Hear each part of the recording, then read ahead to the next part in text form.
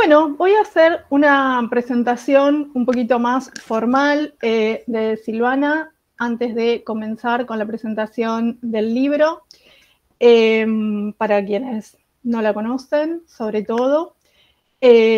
Silvana Franco es profesora en letras por la Universidad Nacional de Lomas de Zamora.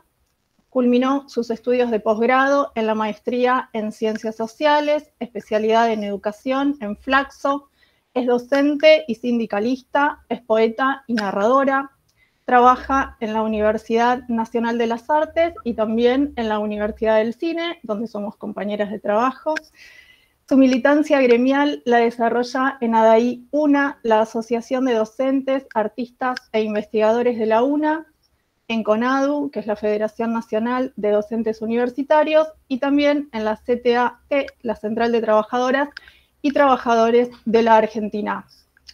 Como poeta, Silvana Franco fue incluida en la antología La Poesía en Latinoamérica, Nuevos Autores, una publicación de Pegaso Ediciones de Rosario del año 1987, y también Silvana fue premiada en la Bienal de Arte Joven del año 91, La Palabra Ritual, así como en Buenos Aires no duerme, una publicación con la publicación Cuestión de Género, una selección de poemas.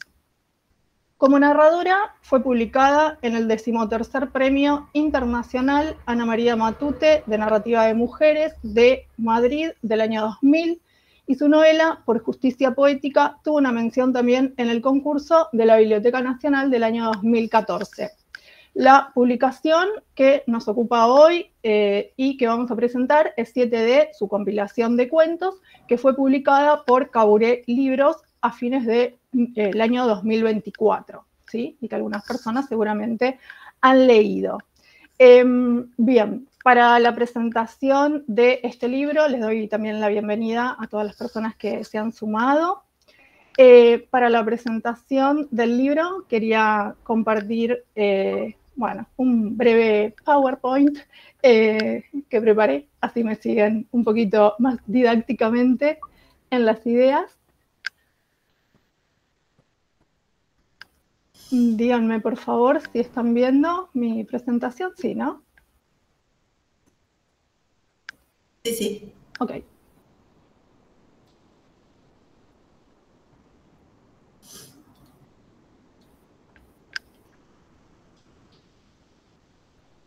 Bueno, primero voy a mostrar acá en mi mano el libro de Silvana, ¿no? Porque ahí la tapita se ve un poco diferente, pero a mí me gusta esto de la materialidad siempre de nuestros objetos literarios, ¿no? Y en este caso yo me voy a referir a algunas de estas cuestiones, así que me interesa sobre todo mostrar este librito, ¿no? Y cómo lo podemos sostener en nuestra mano de una manera muy amable también. Esto me parece muy bonito. Bien. El libro que presentamos, entonces, 7D Cuentos, es una publicación de la librería Café y Casa Editorial Caburé del barrio de San Telmo, que cuenta con más de 100 títulos en su catálogo dedicado a difundir la literatura actual, tanto para personas adultas como para las infancias. Algunas referencias que se presentan en su catálogo y que reflejan la diversidad de asuntos tratados son Tierra Callada y otros poemas de distancias, de Alexandre Pilati, Colcha de retazos, de Rodrigo Domit, Palermo, de Marcelo Macchio, y Qué lindo que es Beckham, un título que me parece muy particular y muy simpático, de Ezequiel Saúl. Esto por solo mencionar unos pocos casos. Consideramos que este es un espacio propicio para la publicación que presentamos debido a su apoyo e interés por la difusión cultural y la puesta en circulación de escritoras y escritores actuales dedicados a los más diversos géneros, como poesía, cuento, crónicas, novelas o ensayos, entre otros temas. Y yo les quería mostrar, entonces, algunas fotos de este lugar que algunas personas, algunos de los asistentes, conocerán, pero otras personas no, porque me parece un espacio también muy lindo, muy interesante y muy bonito para compartir, y que queda muy cerca de nuestras universidades de referencia y nuestros espacios de cercanía, ¿no? Tanto la UNIPE, la Universidad Pedagógica Nacional, donde trabajo y donde me acompaña Lucila, como la Universidad del Cine, donde trabajamos con Silvana, quedan muy cerca de esta librería, café y espacio editorial.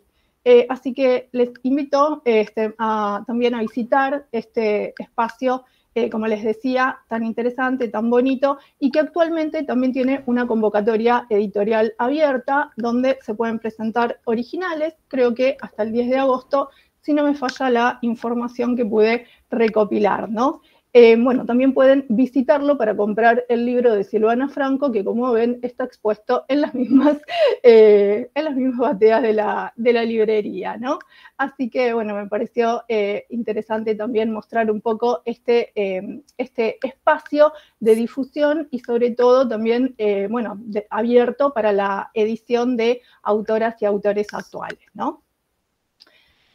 En cuanto al libro que nos ocupa hoy, que ya se los mostré, pero que recorté algunas secciones, hay por lo menos 3 claves de lectura que me resultan interesantes y estarían cifradas sobre todo en este título, ¿no?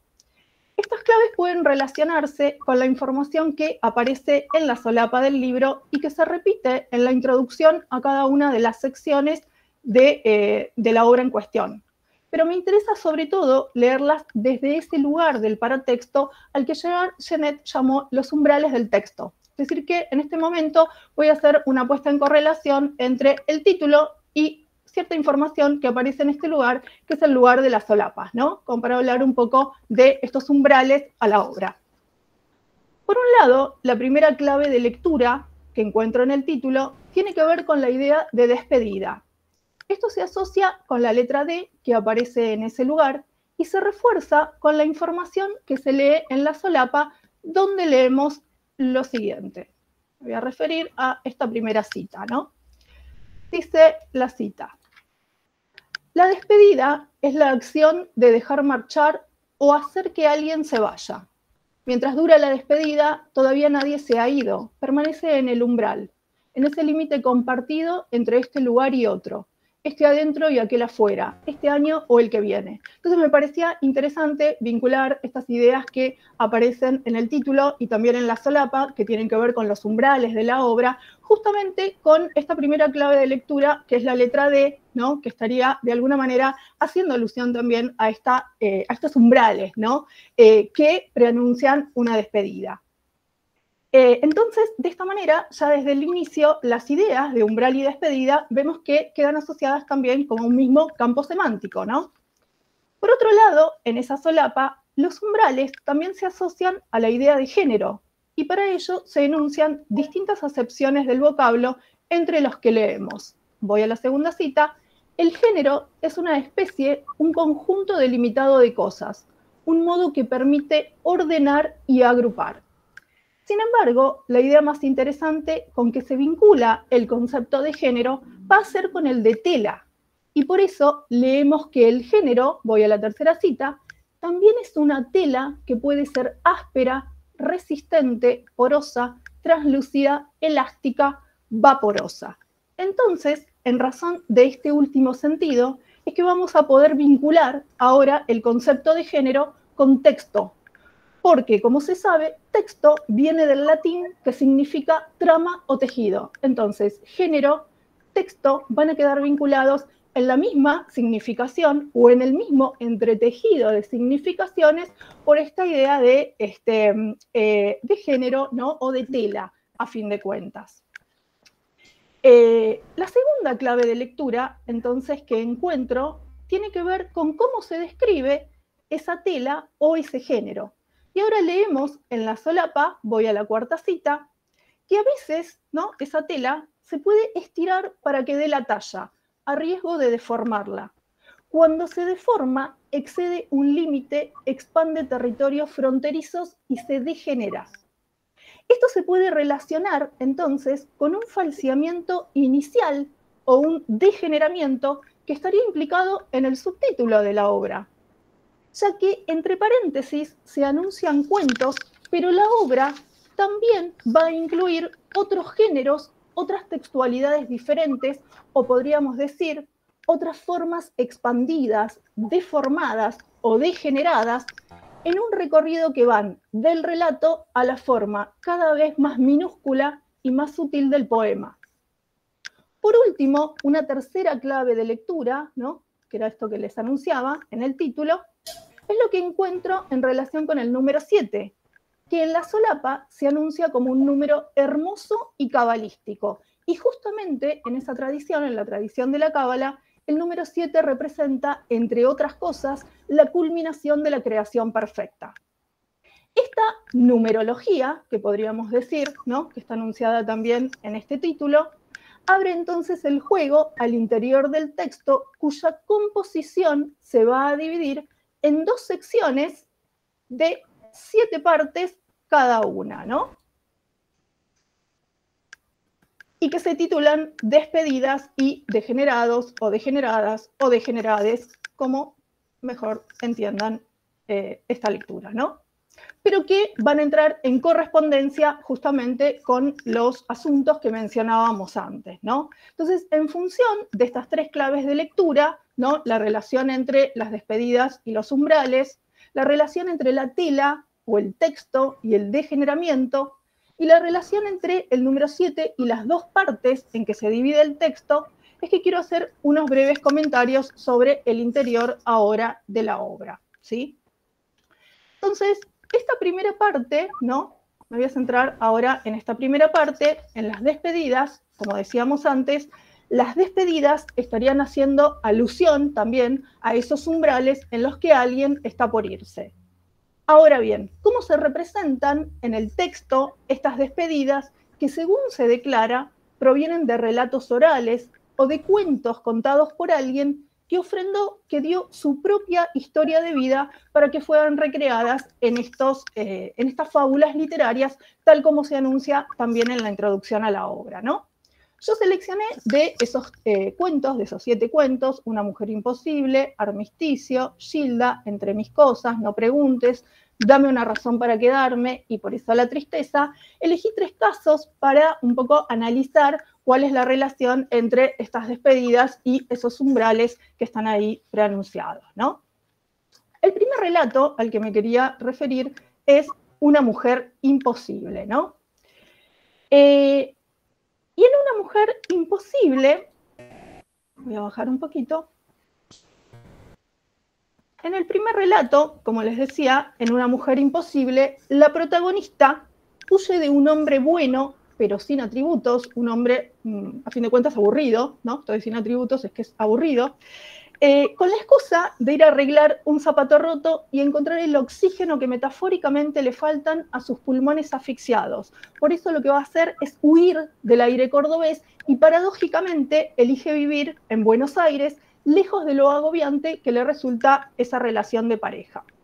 Ahora bien, en correspondencia con la lectura que anunciábamos antes, la lectura con los umbrales, este personaje va a transitar estos espacios, ¿no?, estos espacios umbrales que preanuncian su decisión. Y ahí leo la primera cita, dice el texto: la escuela, el colegio y la universidad eran solo pasaportes para poder salir de esa madriguera y volver a charlar de cosas interesantes con papá, ¿no? Estos lugares representan de algún modo como sus lugares de crecimiento intelectual, ¿no?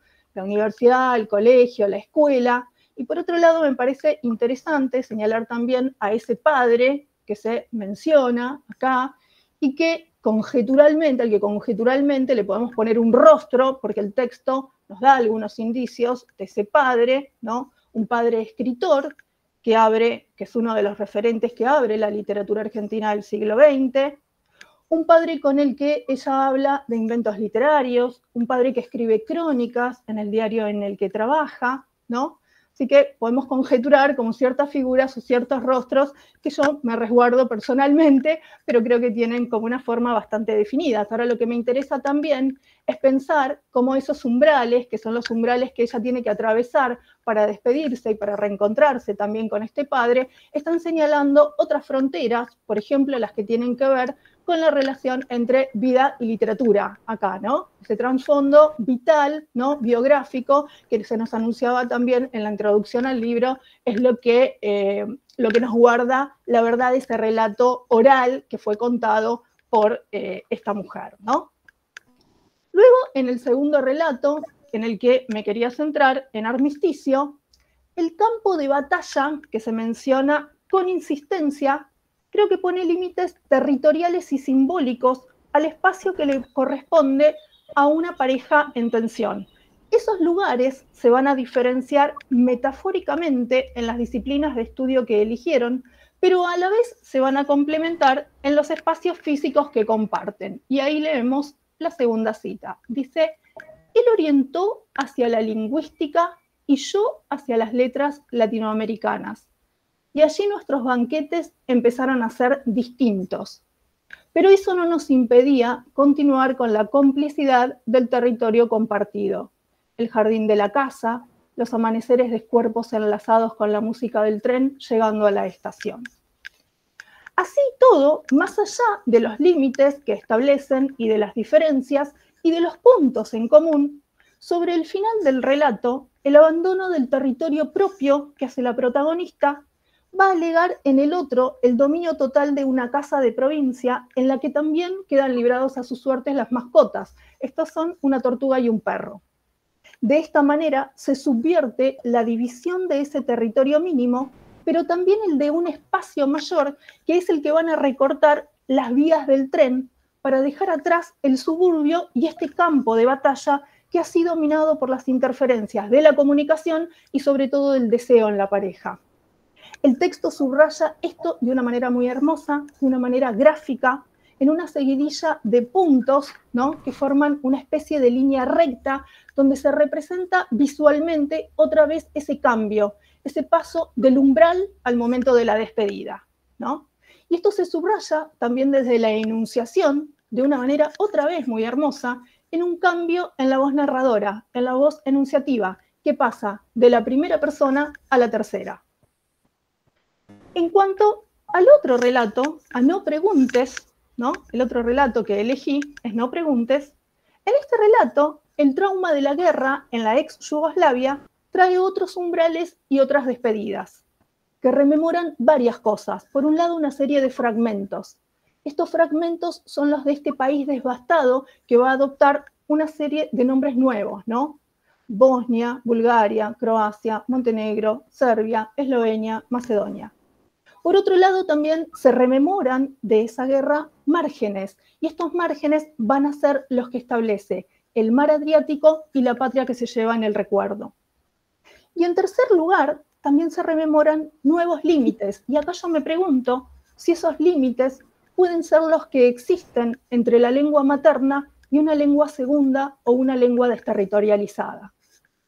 Ahora bien, lo que es cierto es que en el centro de ese trauma de guerra o ese trauma bélico, la memoria infantil de Luca, el protagonista, va a hacer prevalecer la figura de su abuelo en la imagen de una salida que llamo no solo umbral, sino también umbrosa, por lo sombría, que lo lleva a empujones armados y enuncia una despedida sin despedida.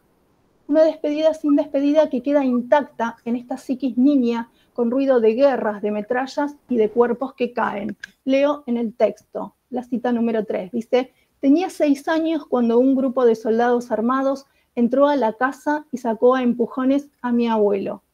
Cuando quise ir tras él, me detuvo en la puerta. Se puso en cuclillas para estar a mi altura y me dijo, sin despedidas, no nos despedimos de lo que amamos.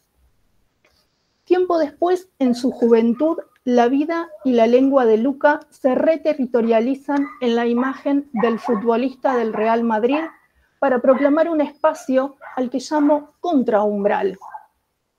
Este espacio subvierte todos los umbrales, porque es un espacio que en la lengua otra, es decir, en el español que adopta Luca, lo lleva a decir, el centro del campo de juego es mi territorio. Allí el fútbol va a ser ese juego con otros límites que, al igual que la memoria, guarda lo más amado. Dice Luca, la cita número 4, todo es demasiado frágil y perecedero. Pero si me preguntan por mi retiro, yo recuerdo al abuelo y respondo, no preguntes, yo no me despido jamás. Y a mí me parece interesante, ¿no? Acá cierro un poco estas referencias a los 3 relatos, pero me parece interesante advertir un poco esta lectura, ¿no?, de las despedidas y de los umbrales en relación con un tópico o un tema que creo que se repite también a nivel del texto y que tiene que ver con el trabajo con el espacio, que es la insistencia sobre la idea de territorio. Pero la idea de territorio que cobra como distintos sentidos, ¿no? Por un lado se habla del territorio propio, por otro lado del territorio ajeno, por otro lado del territorio en disputa, del territorio compartido, del territorio como un lenguaje, pero también del territorio como una verdad, ¿no? Hay una parte en Armisticio donde leemos algo así como la verdad es un territorio firme, ¿no? Y me pareció una forma muy interesante de ver cómo estos espacios y estos territorios se vuelven todo el tiempo como difusos también, ¿no? Como que van encontrando distintas zonas, y cómo también adquieren forma en distintos símbolos que aparecen en el texto, ¿no? Los territorios también, en varias ocasiones en el texto, son la casa, ¿no? La casa que se habita, la casa que se abandona. Los territorios también son la patria, ¿no? Por eso digo, también en el cuento, en Epumer, me parece que esto, en el de Epumer, que no recuerdo el título ahora, no lo quiero decir mal, entre mis cosas, sí. exacto. Entre mis cosas, en este cuento, creo que los espacios cobran un lugar como bastante, los territorios sobre todo, un lugar bastante interesante y potente, porque es el mismo texto, por eso digo, el lenguaje muchas veces es el territorio, en el mismo texto, las zonas y las partes del texto están marcando distintos territorios, ¿no? Los territorios en los cuales el relato se refiere al gato de Pumer, las secciones en las que el relato se refiere al territorio del cacique, ¿no?, que trae el trasfondo histórico, y cómo esos territorios quedan también de alguna manera como entrelazados, ¿no?, como difusos en sus márgenes, ¿no? Algo que, repito, parece como una zona también como de gran insistencia, ¿no?, en la obra. Bien. Voy a ir a la segunda parte entonces del texto para ir cerrando un poquito mi intervención. La segunda parte de la obra es degenerados o degeneradas o degenerades. Y en esta segunda parte, como lo anunciábamos antes, se degenera la forma del texto en una metamorfosis de sus entretejidos para desgranar la estructura de los relatos que ahora se tornan mínimos y reducen la palabra paulatinamente a la forma sutil y sugerente del poema. Estas expresiones dibujan en el espacio físico la suficiencia de una voz armada con estrategias metafóricas para decir lo que se oculta tras los tabúes del sexo, del degeneramiento, del abuso, de la violencia y de la represión de un género que se libera entre las suturas y las marcas que deja en la piel la elección de ser otro, otra u otre, ¿no? Leo el poema, dice: yo toco, tú deseas, él esconde, ella mira, nosotras nos mojamos, nos dejamos. Y nosotros, vosotros nos laméis, ustedes nos engañan, ellas fingen, se lamentan, sueñan su venganza. Ellos penetran, hieren, retroceden. Todos lloramos. Todos, todas, todes, en un punto hecho cruz, tachamos las promesas. Y al final, mi amor, nos parecemos tanto, demasiado. Creo que este final, estos versos del final, sobre todo, son muy potentes también en relación con lo que les decía antes de los territorios, porque creo que es una zona dialéctica también del texto, donde de alguna manera se sintetiza como esa distancia que establecían los territorios de la ajenidad, de la otredad, ¿no? Y me parece que acá hay como un intento, ¿no?, o una resolución por ese lugar que decía de la dialéctica, donde los territorios de alguna manera quedan de alguna forma como hermanados, ¿no? Bien, para finalizar entonces y mi síntesis de esta exposición, digo que así, ¿no?, de esta manera, el libro 7D Cuentos de Silvana Franco cuestiona lo dado por sentado, lo firme y lo sólido, para dejar en los umbrales la potencia de las metamorfosis, de las rupturas, de la subversión de las palabras y de los actos, todo eso que siempre conlleva la valentía de los cambios. Bueno, estas eran las notas un poco que quería compartir con ustedes. Antes de empezar con las preguntas, con la entrevista a Silvana, así que dejo de compartir. Y le voy a dar lugar a Lucila para que inicie esta intervención con la entrevista, con las preguntas a la autora y nuestra homenajeada Silvana. Bueno, espero que te haya gustado. Además, no me aplaudas. Besito. Bueno, ahí salió un corazoncito. Ay, yo amo cuando nos ponen estos corazones. Ahí va otro, ahí va otro. Me levanta mucho el ánimo. Trini, gracias. Bien, gracias, Fer. Gracias. Bueno, ¿querés empezar, Lu, con las preguntas? Sí, por supuesto. Dale. Bueno, bienvenidos a todos. Gracias. Muchísimas gracias por estar. Ahí hay festejitos. Somos un montón. La verdad que no pensamos que iba a haber convocatoria, pero bueno, yo estoy un poco sorprendida. No sé vos, Gise, pero somos un montón. Yo esperaba más, yo siempre espero más. Ah, bueno, está bien, está bien. Okay, pero bueno, está bien igual. Nada, así que muchas gracias por estar a todos y muchas gracias, Silvana, por darnos tu tiempo y darnos tu palabra también. Ahora, tanto escrita como oral en este momento, así que muchísimas gracias. Y bueno, me gustaría comenzar con este espacio de preguntas, que al fin y al cabo este espacio es un conversatorio, y me gustaría empezar rompiendo un poquito el hielo. No sé si a partir de lo que pudo exponer Gise, ¿tienen alguna idea sobre alguna pregunta también que le quieren hacer a Silvana? Que también obviamente va a estar dentro de un ratito ese espacio. Y lo primero por lo que queríamos empezar justamente es por el principio. ¿Cómo fue el proceso productivo, Silvana, de esta obra? ¿Cómo se fue gestando el proyecto? Si querés llamarlo proyecto o quizás tengas alguna otra palabra con la cual la quieras definir a la obra literaria. ¿Cómo fue el proceso de seleccionar los cuentos, las diferentes historias?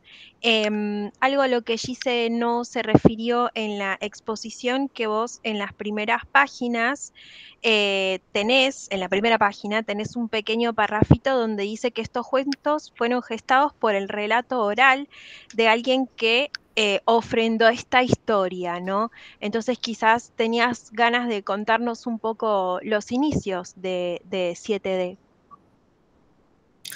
Bueno, casi que me quedé sin palabras con la lectura de la doctora Rodas, pero bueno,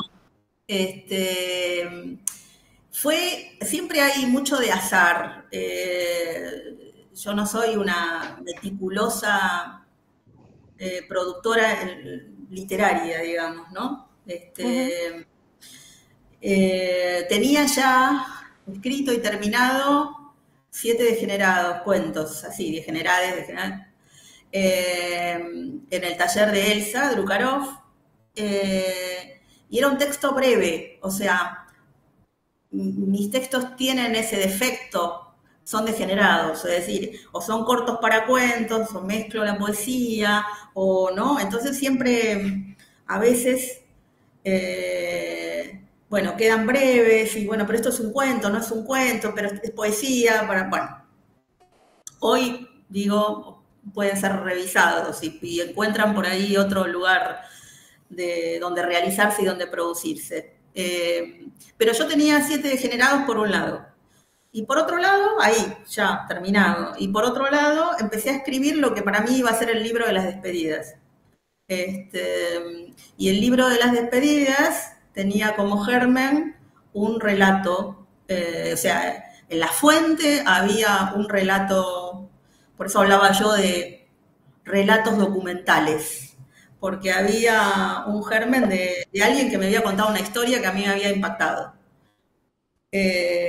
Y la primera que me contó esa historia que me impactó, que creo que se lee bastante claro para aquellos que nos gusta un poco la literatura y el chisme literario, fue Mirta Art. Mirta Art, esa mujer imposible, digamos, ¿no? Entonces yo tenía esa historia y la tenía ahí en la cabeza y empecé a pensar Mirta ya no estaba en este plano y empecé a pensar en despedidas, en historias que cuántas veces te cuentan, ¿no? Bueno, y además de pensar y recordar, empecé a pedir. Che, contame una despedida. Podía ser una despedida, Claro. podía ser una despedida de espacios, podía ser una despedida de lo que fuere. Y lo que sí pedía era que me dejaran la materialidad de la voz, que me grabaran, me contaran la historia, entonces yo la escuchaba, me quedaba con algunas palabras, me quedaba con algunas imágenes y advirtiendo siempre que, bueno, eso después yo lo iba a ficcionalizar.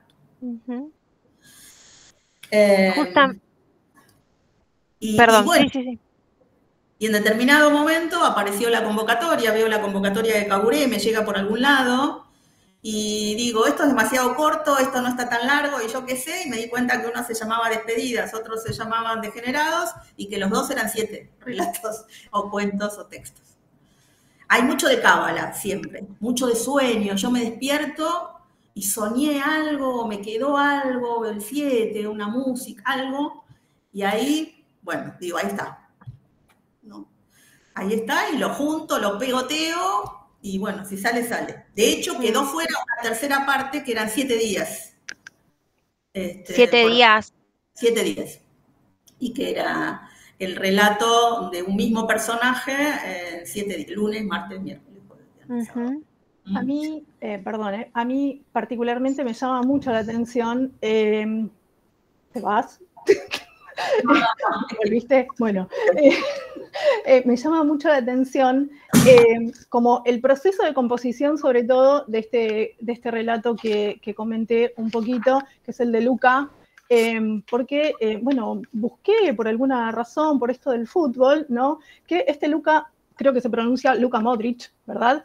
Es un futbolista real, yo no sabía, ¿no? Que era un futbolista muy famoso, porque yo dije, ¿cómo lo conoce? Porque como todos los relatos decían que vos ahí declarás, ¿no? Que te los brindaron personas desde la oralidad, y muchos de esos nombres yo conozco, ¿no? Entonces dije, ¿de dónde conoce a Luka? Entonces busqué quién era Luka Modric y dije, no, creo que no lo conoce. Entonces me genera mucha intriga saber cómo llegás como a este proceso de escritura particular, ¿no? Porque incluso hasta googleé y vi su despedida del fútbol del Real Madrid, que me pareció súper tierna, pero la tuya es mejor. Lo iba a pasar ahora, pero bueno, porque si fuera una clase lo hago, pero no me da para tanto. Pero bueno, después googleé en la despedida de Luka Modric del Real Madrid, que es muy interesante, pero bueno, me interesa preguntarte también por este proceso de escritura particular de este relato, Silvana.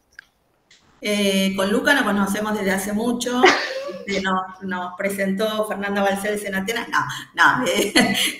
Luka Modric, yo me quedé impactada con la historia, digamos, yo también, digo, a mí me gusta el fútbol, entonces por ahí tengo un poco más de balón que Giselle, pero a mí me impactó la historia. Escuché una entrevista y me puse a investigar, entonces, sobre cómo fue la historia de este futbolista croata. Y me impactó su historia de vida, ¿no? Me impactó ese viaje vital que tiene desde ese país en guerra, ¿no? Y cómo termina convirtiéndose en la estrella del Real Madrid. Y cómo, bueno, habla español y él dice que le gusta el español además y demás. Entonces, bueno, empecé a tejer, todo lo demás hay mucha cosa ficcional.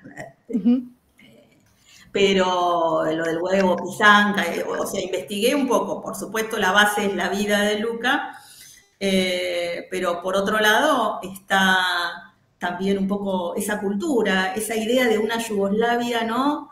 De continentes y de territorios que a veces se desarman, en donde la patria de pronto quiere decir otra cosa que la geografía de los países, y cómo una Yugoslavia se termina convirtiendo en 7 países distintos, porque de algún modo la historia de los territorios y la historia de la vida van juntos, van mezclados. Y además el fútbol, como una pasión, muy poco explicable, pero que tiene algo de poético, ¿no? Cuando cuando un jugador de la talla de Modric, o de la talla de Maradona, o de la talla de Messi, o de la talla de Pelé, hicieron y hacen lo que saben hacer, hay algo de poesía, hay algo de invento, hay algo de genialidad, hay algo de... ¿Cómo es? ¿Cómo es que llegó? ¿Cómo es que esa pelota tuvo esa potencia? ¿Cómo es que la sacó de entre no se sabe dónde, cuando había 4 para resistirlo? ¿Cómo es que...? Bueno, eso a mí me fascina. Me parece que hay algo poético y salvador a veces en la historia de muchos jugadores. Y me gustó la figura de Luca porque es quizás menos conocida que el Mesías y que el Rey Pelé y que el Dios Maradona, ¿no? Ujú. Así que nada, fue un poco de fuente histórica, un poco de una entrevista que dije, ¿cómo? ¿Qué pasó? ¿Qué fue? ¿Qué le pasó a este? Y empecé a buscar. Bien. Perdón, Gise, no sé si querías decir algo. No, dale, ¿No? dale. Justamente ya que citaste este cuento que se llama Luca, vos, Silvana, también introducís en la historia de él una canción que se llama de la misma manera, de la década de los 80, si mal no recuerdo, que bueno, si estuviéramos en una clase de Gise la pondríamos, pero acá no da tanto, es una canción muy conocida. Y te quería preguntar, porque analizando un poco la obra junto a Giselle, descubrimos que la música es un elemento que aparece en muchos de los cuentos, en muchas de estas historias de la primera parte, y que es notorio el lugar de la música, ¿no? En el cuento Entre mis cosas, que es el del cacique Pumer, la protagonista toca la guitarra, después en Armisticio la protagonista también tiene un momento crucial en la historia, mientras, en la historia de su vida y en la historia del cuento, mientras ella está escuchando una canción de rock nacional. La música en Gilda también, la música es muy importante en el lugar de esa madre para tratar de darle un poco más de, podríamos decir, cultura a la elección del nombre de su hija por parte del padre. ¿Hay alguna elección deliberada ahí, Silvana, o justo dio la casualidad de que las historias que vos recolectaste tienen la música presente allí? En algunas es más buscada y en otras es más azarosa también. Yo escucho música cuando escribo, no necesariamente música tranqui o instrumental. A veces puedo poner eso, asumo, digamos, ¿no? Entonces, hay algo de esa resonancia que se mete. De hecho, y ahí meto un chivo, habrá en una tercera y supongo que última presentación de 7D, ya les contaré y los invitaré, una presentación más performática, si se quiere, en la que va a ser una presentación de dibujos grabados de los animales que aparecen en 7D, despedidas. Bueno, te estás adelantando a mi próxima pregunta. Sí. Bueno, porque me di cuenta después que hay 7 animales, ¿sí? En las despedidas, y que además hay 7 temas musicales. De manera implícita o explícita, detrás de cada despedida hay un tema musical. Entonces, vamos a hacer una presentación en donde va a ser la muestra de los animales. Ahí la estoy enganchando a Lali Baliner, que es artista plástica y que me va a dar esa mano, va a hacer una muestra. Van a aparecer algunos amigos cantando, interpretando, ejecutando las 7 temas musicales, y yo leeré, alguien, qué sé yo, leerá algún texto de los de 7 despedidas, y copetearemos y nada, picotearemos alguna cosa. Porque sí, digamos, la música se mezcla con los temas. De nuevo la poesía, me parece que el germen, para mí es muy importante el ritmo. Y el ritmo es la base de la poesía y es la base de la música. Y escucho música muy, muy diversa, muy mezclada. con mucha historia rockera, si se quiere, ¿no? Entonces creo que ahí detrás sí, en algunos está explicitada o está, porque es lo que pasó y es lo que me contó el testimonio, el que dio el testimonio, y a veces porque yo la estaba escuchando la música y me inspiraba. Me gustaría volver a esto de los animales y también a uno de los cuentos que con Gis acá fue nuestro preferido y que nos conmovió hasta las lágrimas, que fue Entre mis cosas. Personalmente a mí porque soy fanática de los felinos, pero me pareció hermosa la manera en que trataste el paralelismo entre el cacique de Pumer y el gato, me encantó. Bueno, nada, no sigo porque es precioso el cuento, realmente es maravilloso y me gustaría citar una partecita del, de de la sección 7 de este cuento que dice, una nunca sabe cuándo puede querer a un animal hasta que sucede. Hoy no puedo evitar las comillas para hablar de esos seres que se nos cruzan para enseñarnos a caminar, a correr, a jugar, a ser pacientes, a esperar y a comprender otros lenguajes. Y justamente con esto, Silvana, te quería preguntar, sí, también como la música, el hecho de haber tenido a los animalitos tan presentes en estas historias, ¿fue deliberado? ¿Fue como dijiste con el tema de la música, están o no estaban, dependiendo de la ficcionalización? ¿Y qué representan también para vos los animales? Quizás tienen un lugar tan importante como en esta historia, ¿no? Sí, fundamental. O sea, yo no tengo, no tengo recuerdos sin animales. Tuve de todo. Me enseñó a caminar un perro. Me cuidaba un perro cuando me sacaban pirata, me sacaban, me ponían el velito para que no me picaran los mosquitos ahí en el patio así casero. Y Pirata me cuidaba. Y yo me agarraba del lomo de él para empezar a caminar, empecé a caminar con un perro. Mis gatos son esenciales. Tengo la historia de mis gatos y el ronroneo de mi gato sobre mi panza me calma. O indica, o su tensión, ¿no? Digo, creo que inicialmente me comunico mejor con los animales que con las personas. Eso no lo aprendí, eso lo mamé, si querés. Lo demás lo aprendí, todo lo demás lo aprendí. Así que los animales son fundamentales. De un primer lenguaje, si se quiere, y de un primer ritmo también. Hay algo así de un primer conocimiento que lo veo ahí con los bichos. Y así que sí, en el de Pumer, además me parece, todos coinciden, creo que cuando hago una estadística, todos me dicen el que más me gusta es el de Pumer, el que más me gusta es el de Pumer, el que más me gusta es el de Pumer. Creo que por ahí está equilibrado, un gancho a la mandíbula, que es eso, cuando se muere un gato, un bicho que queremos.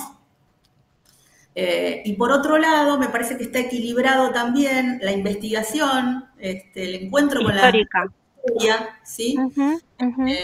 Que se ve en varias generaciones, porque ahí está, por un lado, Pumer, el cacique, por otro lado, la familia de Pumer. Eso es real. Yo cuando estaba empezando con la historia, por eso el tema musical es el de María Gabriela, de Pumer, quiero estar entre tus cosas, interpreta María Gabriela de Pumer, el tema de Daniel Melero, ¿no? Y se me cruza en la escritura. Y ahí está la historia de los de Pumer, que además son descendientes del cacique de Pumer, ¿no? Y además que tienen tanta importancia en nuestra música popular, el rock. Juan E. Pumer era guitarrista de Agustín Magaldi, y sus hijos, Dora Carballo y Juan Carlos E. Pumer. Dora Carballo, la hermana es Celeste, y de ahí viene el Lito E. Pumer y viene María Gabriela E. Pumer. Lito Boomer, de Spinetta Jade, o sea, ahí hay toda una rama genealógica que yo decía, wow, ¿no? Hay como una parte de la historia que se podría seguir a través de la música nacional y a través de, bueno, de esto, de nuestras historias, de los indios ranqueles, del cacique Pumer, del coronel Mansilla, yendo a la excursión de los indios ranqueles. Hay algo fundacional ahí, ¿no? Y creador de nuestra patria, nuestro territorio. Nuestra patria es eso, la música también, el rock. Total. Y bueno, por eso creo que ese cuento tiene equilibrado un poquito de todo. Y entonces gana los votos. Gana por goleada, sí, tal cual. Sumo a esos votos, pero hoy no, yo personalmente no lo elegí para comentarlo porque no me sentía preparada.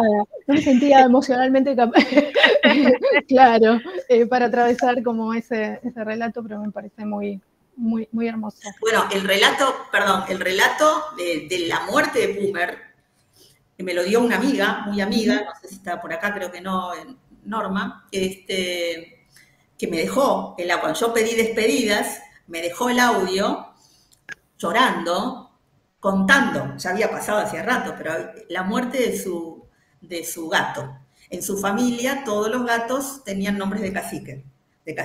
Y este Pumer fue su gato. Yo después mezclo cosas y demás, pero el texto, digamos, el audio ese es sumamente potente y desgarrador, ¿no?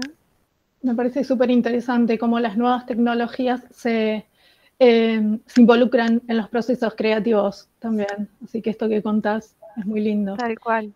Bueno, si les parece, podemos abrir también el espacio de preguntas al resto del público. No sé si alguien quiere hacerle alguna pregunta a Silvana.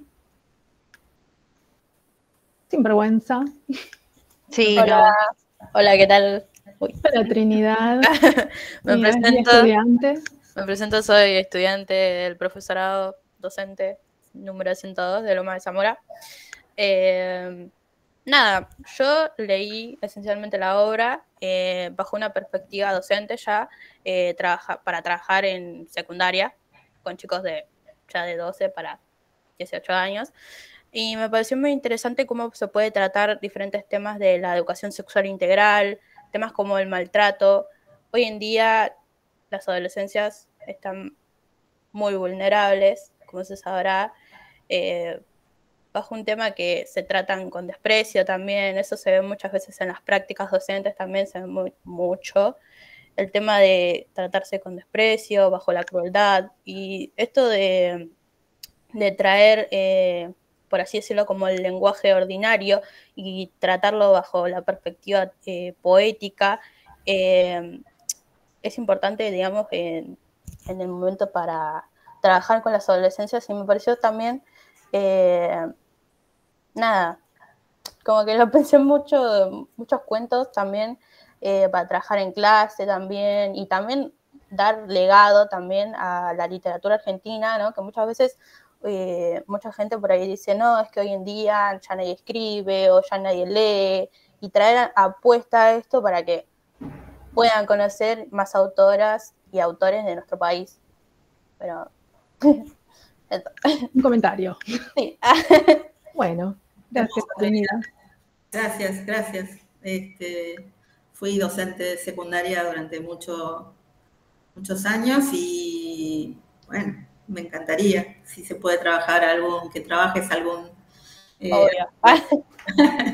dale, disponible para lo que necesites. Gracias. Bien, ¿alguna otra pregunta? ¿Comentario?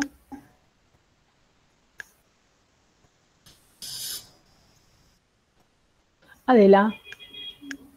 ¿Qué tal, Adela? ¿Cómo estás? Buenas. Bueno, entré un poquito más tarde, entonces no sé si esto fue dicho al comienzo, pero por las dudas lo pregunto.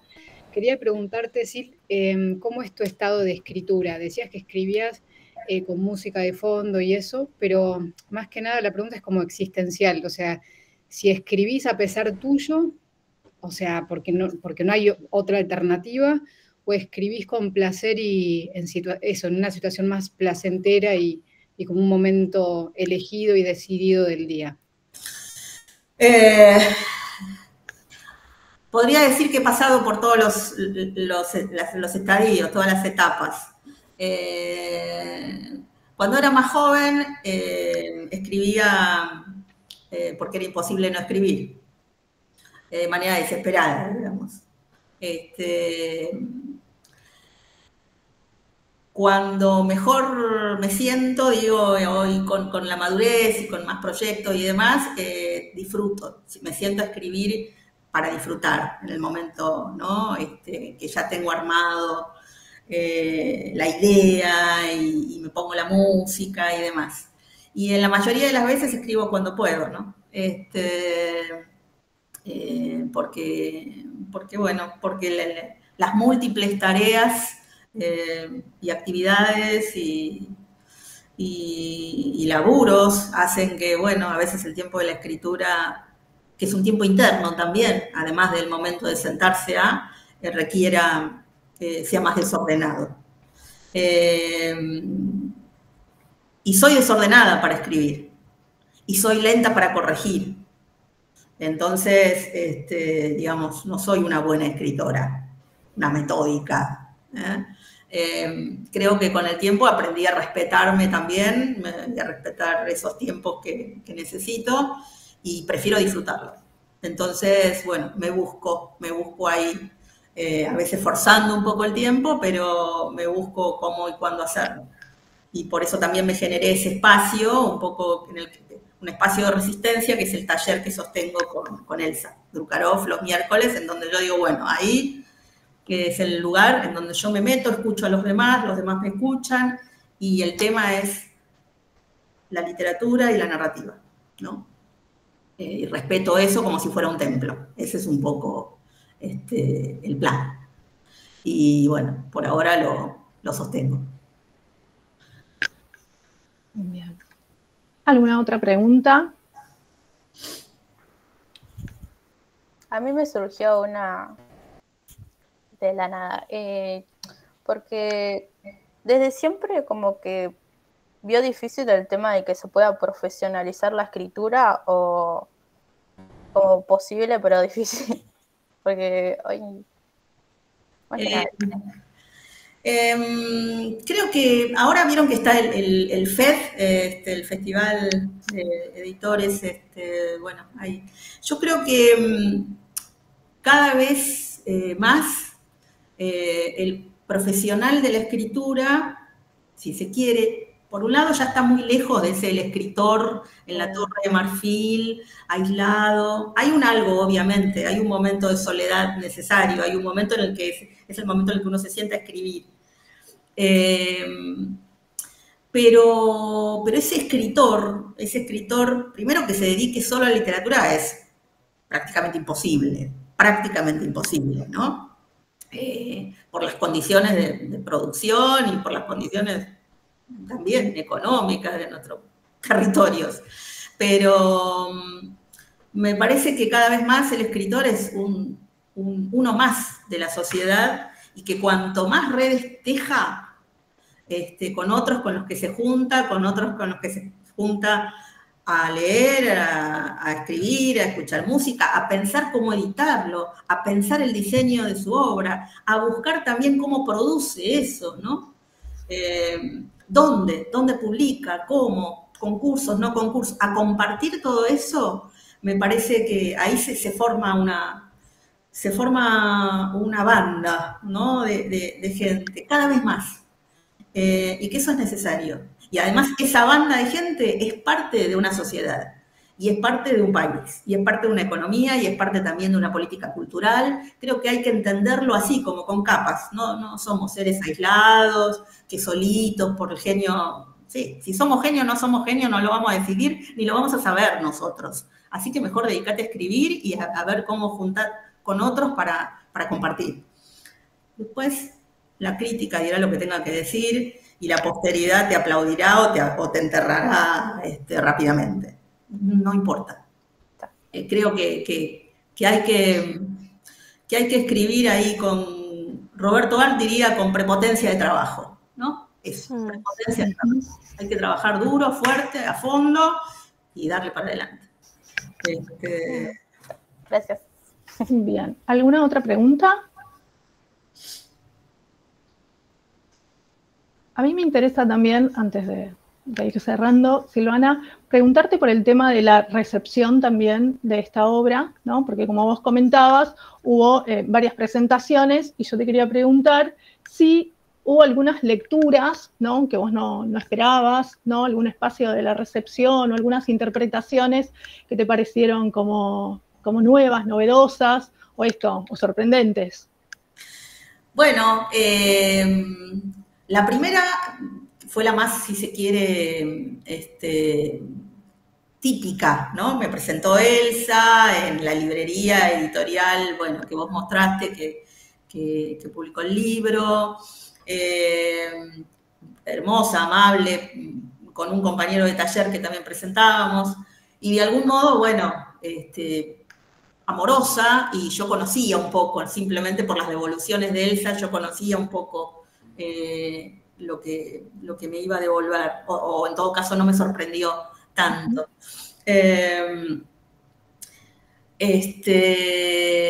La segunda, sí, estuvo Carla Maliandi, fue en un bar, hubo más compañía gremial ahí, compañeros, docentes, gremiales de la UNA y demás, de la Universidad Nacional de las Artes, y ahí estaba Carla Maliandi y Marcelo Guerrieri.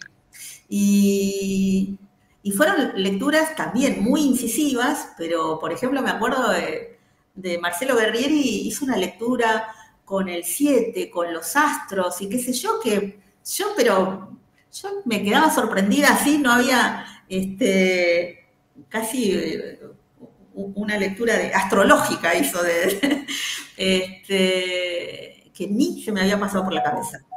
Y sí, ahí surgieron, por ejemplo, bueno, lo de los animales, ¿no? Que por ahí no los tenía vistos, no los tenía tan presentes. La primera lectura. Fueron diferentes. Me gusta que sean diferentes. Me gusta, por eso agradezco mucho también este espacio, con una lectura textual, analítica tan finita tuya, Giselle, que la verdad que me encanta, me honra, quiero tener ese texto. Y me parece que cuanto más, la obra cuanto más abierta mejor, cuanto más mezclada con la música, con otros textos, con historias, mejor. Cuanto más mezclada y cuanto más degenerada, mejor. Es el tipo de literatura que me gusta. Ahora que mencionabas esto de mezclada, ¿no? Pensaba, bueno, había como una idea que me surgía que tenía que ver con la idea de los injertos, esto que haces en Armisticio de injertar la cita final del confabulario personal de Arriola. Y a partir de ahí me surgía la pregunta de cuáles son tus influencias literarias. Porque ahí sí se explicita, ¿no? Se enuncia explícitamente esto, el injerto de Arriola, pero no sé cuáles son los otros trasfondos, además de Art, que lo mencionas varias veces, y también por la relación con Mirta, ¿no? Te quería preguntar, ¿cuáles consideras que serían como tus referentes literarios? Bueno, mucha literatura latinoamericana, sin duda hay Arriola, Rulfo, todo lo que fue el boom, el llamado boom latinoamericano, sin duda está ahí. Y en la poesía, bueno, Alejandra, sin duda, Pizarnik, sin duda, como muchos, no soy original en eso, ¿no? Y después, en la actualidad, hay mucha buena escritora, ¿no? Que hoy, por suerte, está dentro del panorama. Samantha Schweblin, digo, qué sé yo, no lo vamos a descubrir, pero el último libro, El mal menor, no, ¿cómo se llama? ¿El buen mal? El buen mal. El buen mal, tiene algunos textos que para mí no hay nada que hacer con esos textos, es perfecto, ¿no? Algunos de ellos, ¿no? creo que, por ejemplo, además de Mariana Enríquez, además de... Bueno, Silvana, vos nombraste a Carla Maliandi. Ella escribió hace muy poquito una novela que se llama La Estirpe, que es maravillosa y se la recomiendo a todos. Es espectacular esa novela. Y la primera de Carla, La Habitación Alemana. No la leí. Ganó todos los premios y hay que pensar que Carla empezó como dramaturga. Carla es graduada de la UNA, de la maestría en dramaturgia, y empezó su tarea como dramaturga, como escritora de teatro.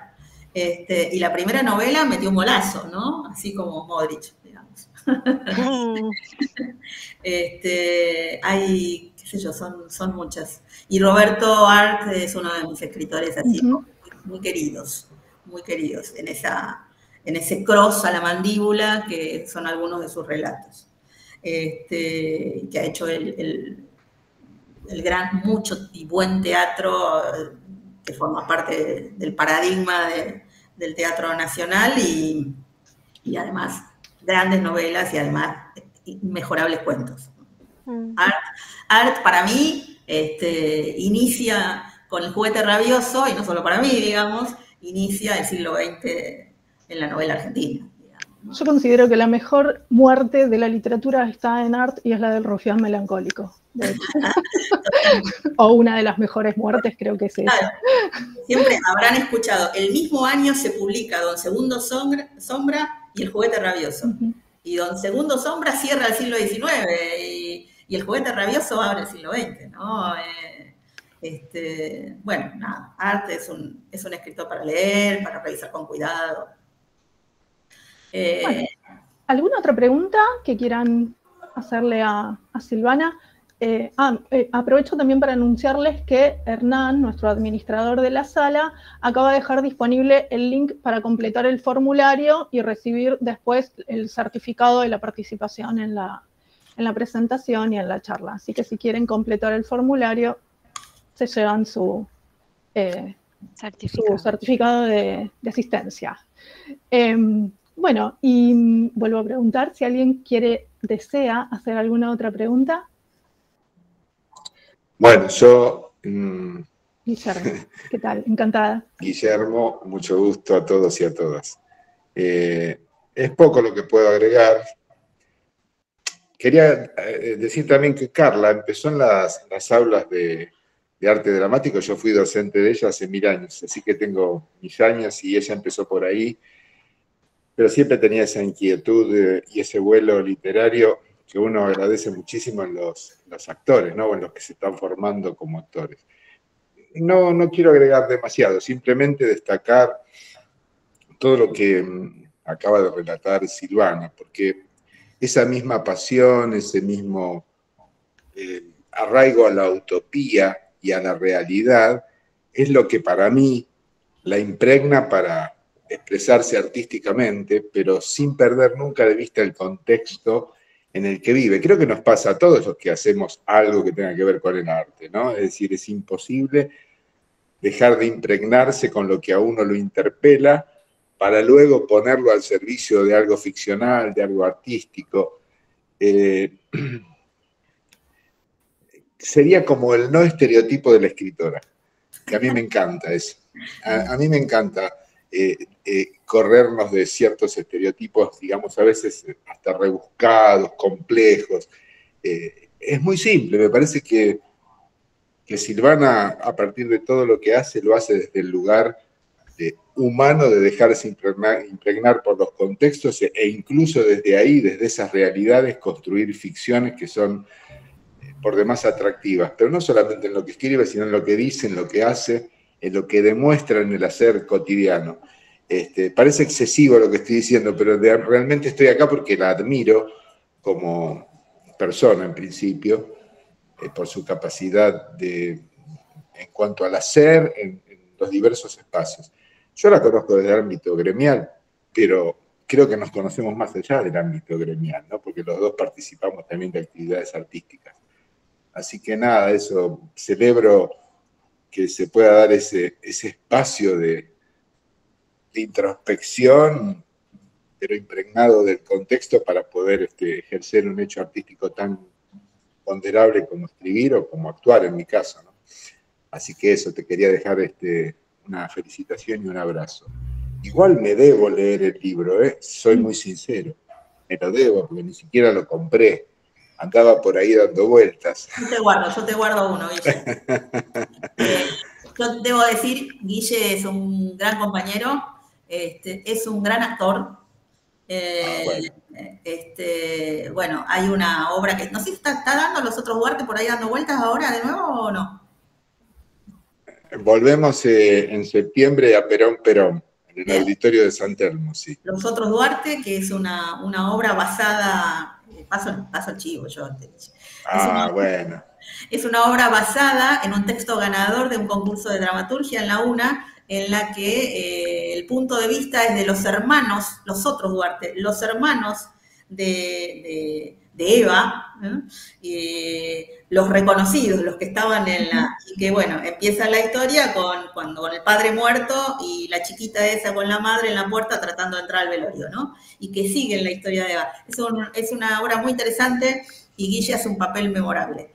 Y además es el secretario adjunto del gremio de docentes de la UNA.